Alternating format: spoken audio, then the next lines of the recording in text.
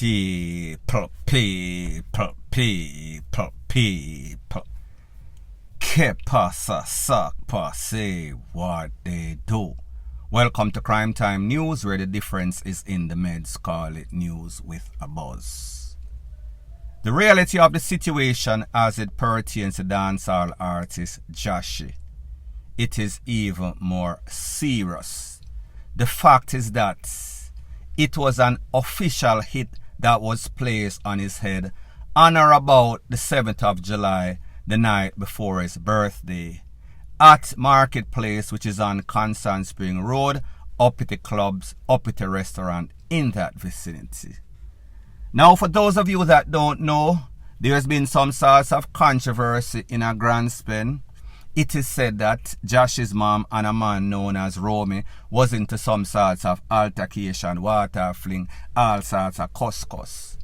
Jahshii then paid this man allegedly a day or so, or the same day, that man lost his life. That man has a brother. That brother lives overseas. He is said to have been one of the dons in a grand spin. Him send all sorts of threats. However, you know how people in these volatile communities, they deal with everything. It is called denial. They are going to deal with it on the street. Them now make the popo them deal with it. They are going to deny it outright and flat that, listen, me and this man don't have any sorts of problem. Me and this man live good. Our family, everything cool. There is no sorts of problem.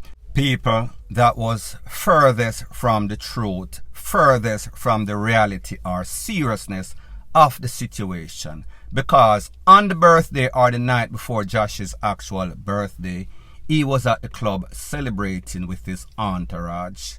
At least 6 other persons driving 2 vehicles. They had a good time in the club. When they were leaving this club, some people roll up on some sorts of bike, blaze up both vehicles. Jahshii avoided getting hit. Jahshii jump out, run for his dear life. May I talk about Usain Bolt kind of speed. When I heard that, I said to myself, maybe there might be a next answer for this. Maybe there was some sort of altercation in the club and the people them come out and decide, so listen, them little man here this way in the club, so therefore we are going to show them something. Blaze up some can pan them. If it hit, it hit. If not, we just drive off or ride off. So therefore there might have been a possibility that this was not a hit. However, based on the information from the popo, what I am now hearing, this seems as if this was a hit targeting Jahshii, targeting his entourage, mostly Jahshii. However, the hit was foiled. This is based on information from the popo because of some sorts of interview that they did with a licensed firepiece holder who was coincidentally at that club, at that vicinity, at the night in which Jahshii and his entourage was blazed up. He happened to be in the arms of fire. His vehicle was also hit up. He then wheel and pop off his tool and challenged the people that were there, firing on the bike. They then ran. Jahshii also ran.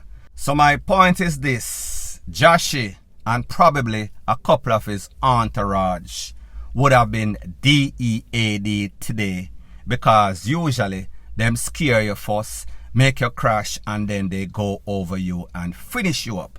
However, while they were aiming at Jahshii and his entourage, they just happened coincidentally to hit the wrong person. That person who is trained in the art of SHOOTING, wheel and pop off and then challenge these people. You know that most of these GUNMEN hitmen, they do not want any sorts of smoke. Whenever they are confronted, especially by somebody that is trained in the art of SHOOTING, they are always going to end up on the SHITTY end of the stick. Because it is obvious that they do not, never left where they leave from with any sorts of plan B.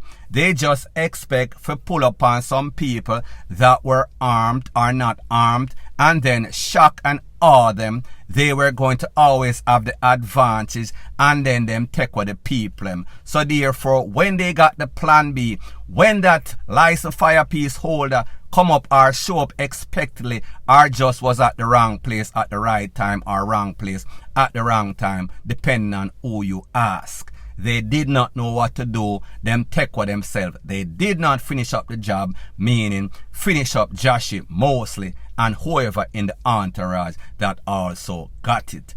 Joshy was definitely the target without a shadow of a doubt. Now here's the thing. Since that incident, the license fire piece holder, he came in, he spoke to the po-po. However, he said, listen, I do not want to be in this mix-up. This has nothing to do with me. I was just doing my job as my civic duty. I was just trying to defend myself. Happened to buck up on this mix-up and passa in which Joshy and his entourage found themselves in.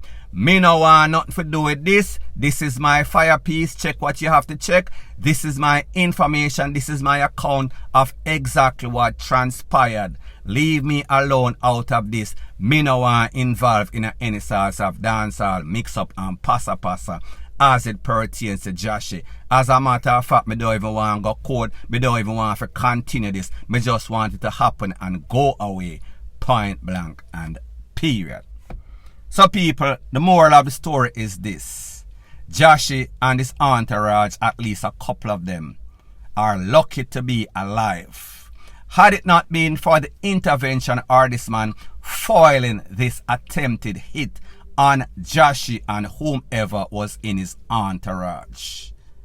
Also, do you see what happened when legal, law-abiding, tax-paying citizens who are responsible with their fire piece?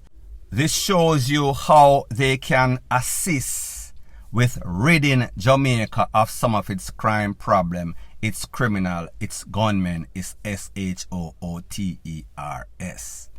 So, with this new information, it is obvious that the situation in a grand span with Joshy and Romy and them, it is more serious than meets the eye. It is not as if, I have never said it before, that there's going to be some sort of retaliation, reprisal. However, when you have all the people that are involved, the knights, but people like me say, that is where things are handled in a these garrison.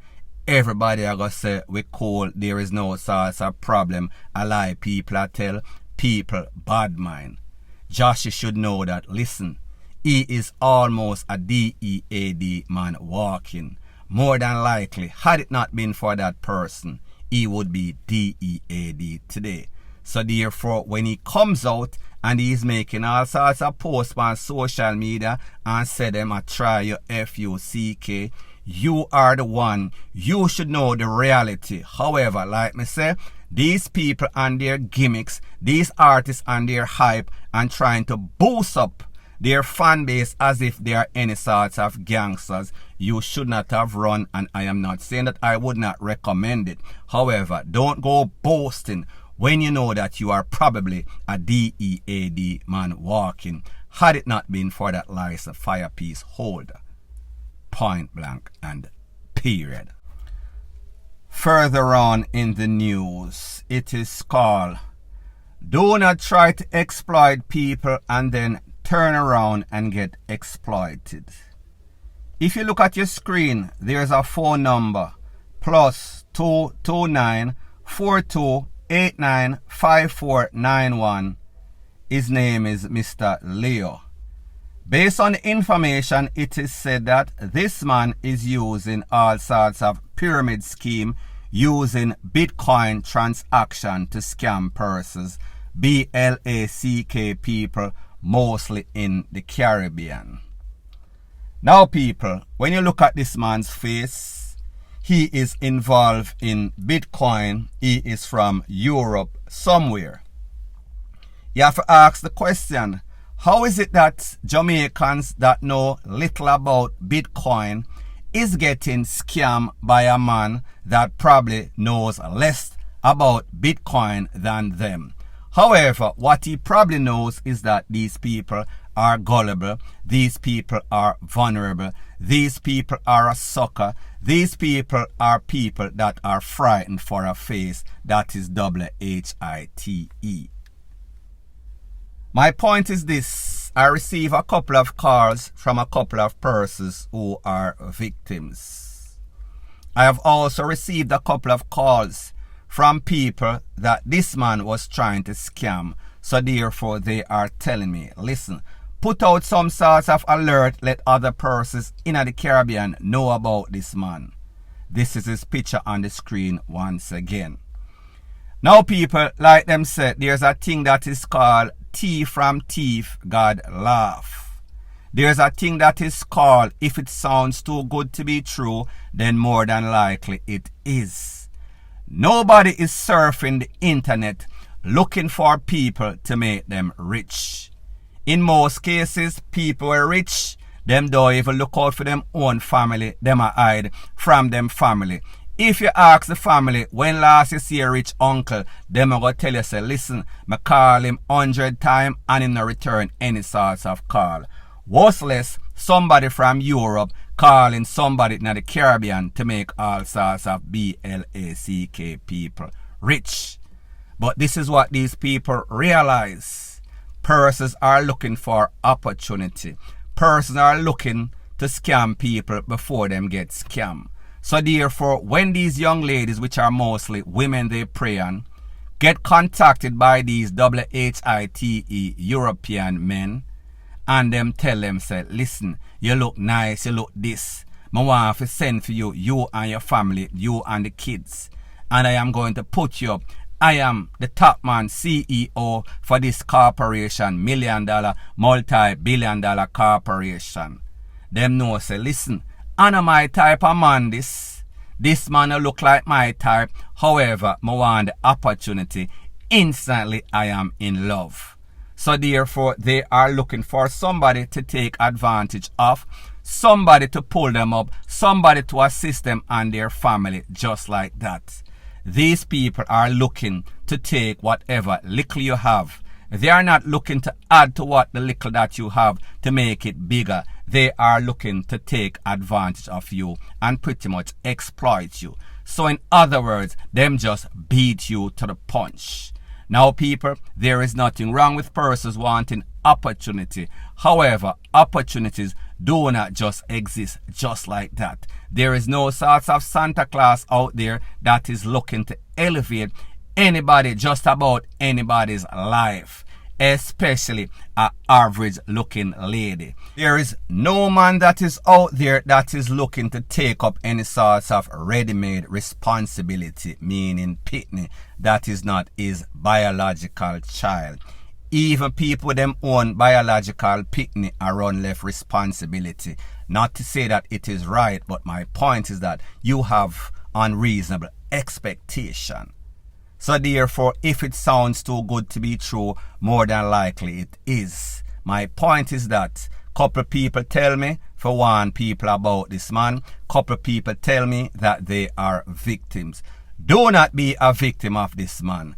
Do not look to exploit anybody or look for any sorts of opportunity, because more than likely what you're going to get is get screwed out of your money, screwed out of your emotions.